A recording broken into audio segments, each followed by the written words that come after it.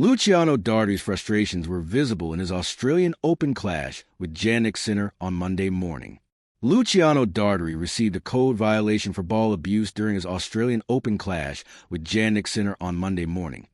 As tensions rose between the player and his coach at the Margaret Court Arena, the Italian had lost the first set 6-1 to his compatriot and was at break point in the second when he miscalculated a return, watching the ball cross Sinner's line and out of play before hurling his racket to the ground in anger.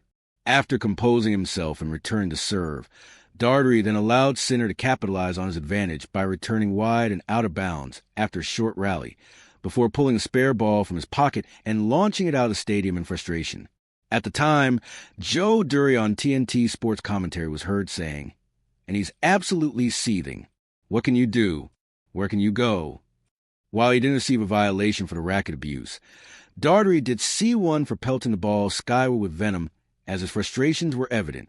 That didn't prevent the 23-year-old from venting his frustrations in other fashion, however. In the very next set, Dardi was spotted screaming towards his box, as Dury added, "The coach is getting a bit of battering, isn't he?"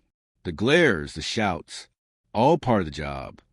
After once again screaming toward his coach in Italian, Naomi Cavade said, "I do feel for the coaches in these instances.